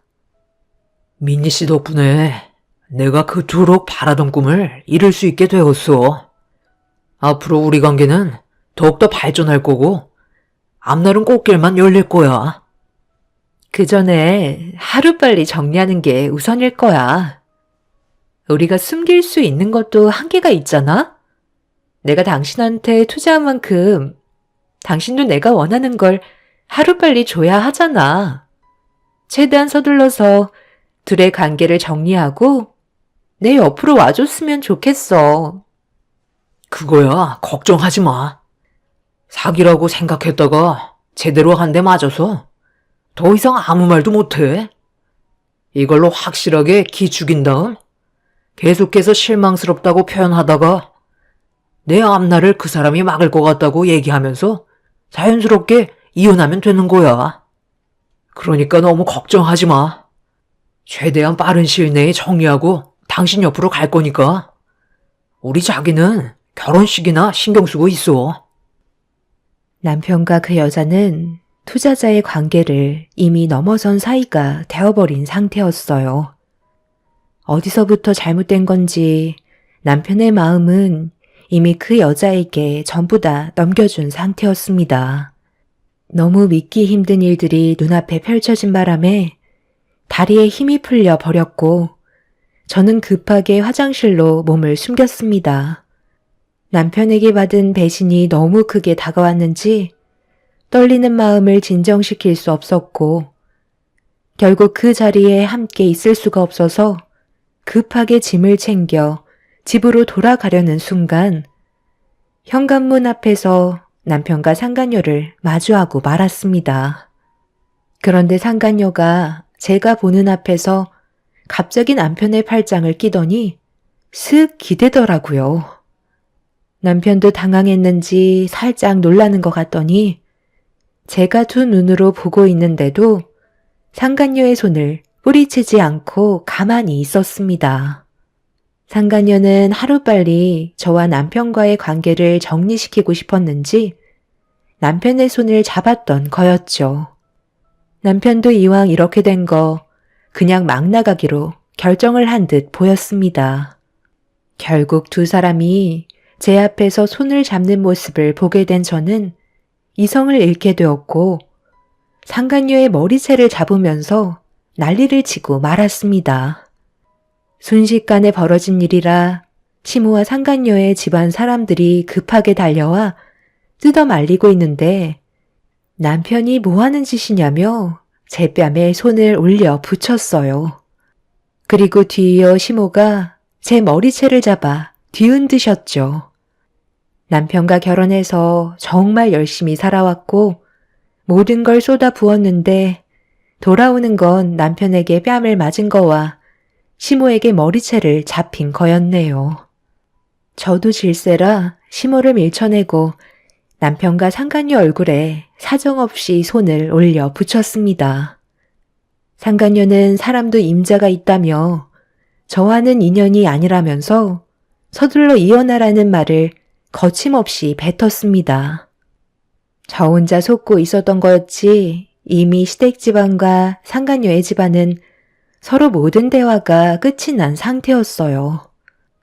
결국 모든 걸 잃게 된 상태로 혼자 집에 들어오게 된 저는 오열을 하게 되었고 집을 지키고 있던 애들은 제가 눈물을 보이자 당황스러워하고 있었네요. 모든 사실을 전부 다 털어놔야 하는데 차마 남편에게 다른 여자가 생겼다는 걸 입 밖으로 꺼낼 수가 없었습니다. 저를 배신한 사람과 더 이상 살아갈 마음이 없던 저 또한 이혼을 생각하고 있었고 이 사실을 저희 부모님께 알리자 집안은 또 한 번 난리가 나고 말았습니다. 하지만 남편은 저희 부모님께 죄송하다는 한마디를 하기는커녕 오히려 자기 인생의 앞날을 막은 사람이 저라고 더 큰 목소리로 저희 부모님께 대들고 있었네요. 결국 저희 부모님께서 쓰러지시기까지 했지만 남편은 제가 알던 사람이 아니었어요. 항상 저에게 고마워하며 모든 일이 잘 될 수 있게 뒤에서 노력해줘서 여기까지 올 수 있었다고 매일 밥 먹듯 얘기했던 사람이 더는 제가 쓸모없다는 말을 꺼냈을 때 정신적으로 버티기가 너무 힘이 들었습니다. 결국 남편도 저보단 돈이었던 거였죠. 그렇게 남편과 함께 했던 모든 세월들을 정리한 뒤에 이혼 서류를 들고 남편이 개원한 안가로 들어가려 하는데 상간녀가 전화 통화를 하면서 급하게 안가에서 나와 어디론가 달려가더라고요. 상당히 다급해하며 불안한 모습을 보이고 있었고 무언가를 숨기고 있는 것 같은 느낌이 들어 그 뒤를 밟았습니다. 그렇게 찾아간 곳은 어느 요양병원이었어요.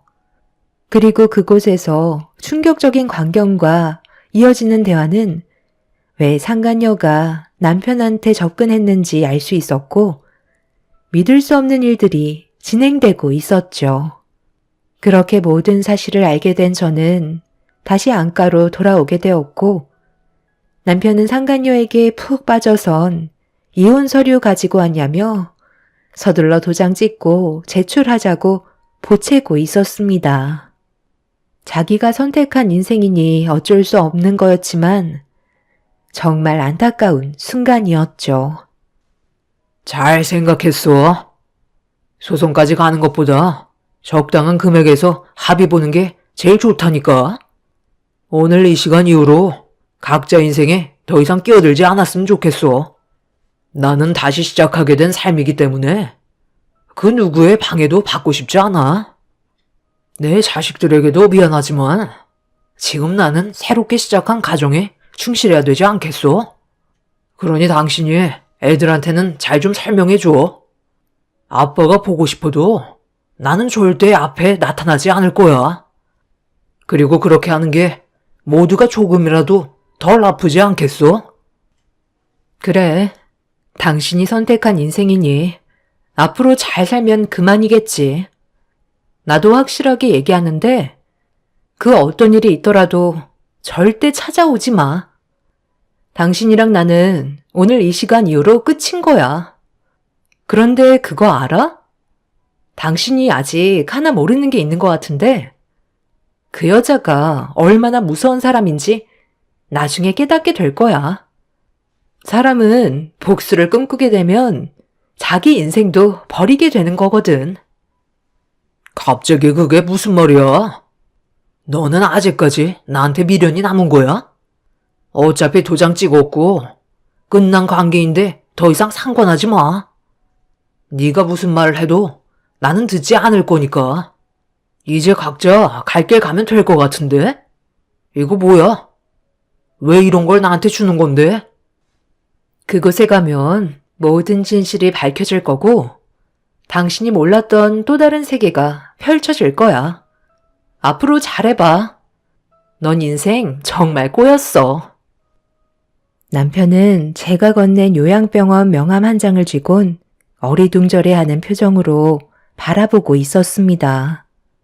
하지만 남편은 듣기 싫다며 제가 건넨 명함을 던져버리면서 실성한 개처럼 날뛰기 시작했어요. 상간녀인 그 여자와 갈라서게 만들려고 계획한 거 뻔히 안다고 알고 싶어 하지 않았습니다. 저는 마지막에도 상간녀에게 빠져나올 수 있는 기회를 줬지만 남편은 그 기회조차 발로 걷어차 버렸네요. 그렇게 저는 남편에게 넉넉한 이혼 위자료를 받게 되었고 재산 분할과 정신적인 피해 보상을 끝으로 인연을 끊게 되었습니다.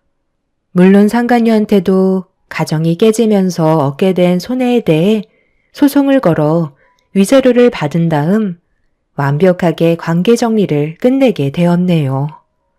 그리고 6개월이 지났을 시점에 전 남편이 저희 집에 갑자기 찾아와 다급하게 문을 두드렸고 문을 열자마자 무릎을 꿇었습니다. 여보, 내가 잘못했어. 한 번만 용서해줘.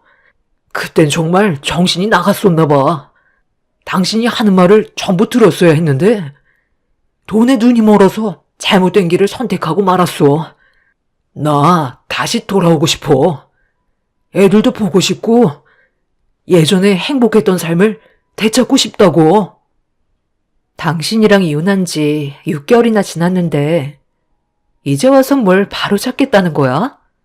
우리는 벌써 못 볼 걸 다 봤잖아. 그리고 그때 뭐라고 그랬지? 2번 다시 얼굴 안 보고 살기로 해놓고서 이제 와서 이런다고 내 마음이 다시 바뀔 것 같아? 내가 말했던 요양병원 가봤나 봐? 그 사람들의 목적이 뭔지 이제 알겠지? 너는 평생 먼저 세상 떠나신 아버님의 죄를 대신 지어야 할 거야.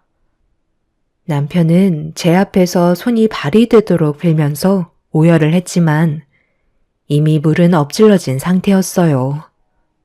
제가 남편과 결혼하기 전에 벌어졌던 충격적인 사건이 하나가 있었습니다. 시부가 오래전에 시모 몰래 바람을 피우고 있었는데 시모한테 걸리는 바람에 상간녀를 데리고 도망을 친 적이 있었어요. 그런데 상간녀가 시부와의 관계를 밝히겠다며 난리를 친 적이 있었고 서로 몸싸움이 격해지다가 시부는 상간녀를 강하게 밀쳐버렸었네요. 그런데 그 순간 넘어지면서 바닥에 돌출되어 있던 무언가에 눈을 다치게 되었고 결국 실명을 하게 된 거였죠. 그때 당시 시부의 상간녀도 가정이 있었는데 그 상간녀의 딸이 바로 지금의 상간녀였던 겁니다. 도망을 치고 잠적해버린 시부는 예기치 못한 사고로 세상을 떠났지만 그분은 시부가 살아있다고 알고 있었는지 자신의 눈을 그렇게 만든 거에 대해 복수를 꿈꾸고 있었던 거였죠. 그러다 시부가 세상을 떠났다는 사실을 알게 되었지만 자신의 눈에 장애를 입힌 남편의 집안을 용서할 수가 없어 자기 딸이 대신 복수해주길 원했던 거네요. 시모가 세월이 지났어도 시부의 상간녀의 얼굴을 모르는 건 아니었기 때문에 자신의 모습은 철저하게 숨기고 있었고 17억의 안과를 차려주는 대가로 남편의 발목을 잡아 평생 자기 집안을 위해 노동을 시킬 계획을 세우고 있었던 거였네요. 이미 상간녀의 집안과 계약 서류를 작성할 때 남편 집안의 재산도 함께 들어갔기 때문에 화기를 한다면 한 푼도 가져갈 수 없고 17억의 2배를 토해내야 하는 계약서를 작성하게 되었던 거죠. 안과의 명의는 상간녀로 되어 있어서 빠져나갈 수도 없는 상황이었습니다. 17억의 투자금을 회수할 때까지는 벗어날 수 없는 상황이었네요. 문제는 벌어들이는 수익도 모조리 다 상간녀 앞으로 넘어가게 되는 수익 구조로 계약서에 작성이 되어 있던 걸 남편은 그것도 모르고 서울권의 안가를 차릴 수 있게 된다는 희망 하나로 상간녀의 계약 조건을 덥석 물고 말았습니다. 이런 사실들을 시부의 상간녀가 계획했다는 걸 전부 다 알게 된 시모와 남편은 자신의 선택을 후회하고 있는 중입니다. 시부의 상간녀는 평생 앞도 못 보고 살아왔던 고통을 받아봐야 한다고 절대 용서하고 싶어 하지 않고 있네요. 남편은 돈을 쫓아서 시부의 상간녀의 집안을 선택했고 시부의 상간녀의 집안은 복수를 위해 접근한 사건이었네요. 둘 다 참 안타깝기만 합니다. 얻는 것보다 잃게 되는 게 훨씬 많을 텐데 두 집안 다 너무 미련한 것 같네요. 오히려 저는 이 정도의 피해에서 끝난 게 다행일지도 모르겠어요. 남편이 저를 놓쳤다는 거에 평생 후회하며 살길 바랄 뿐입니다. 제 사연 들어주신 분들 감사합니다.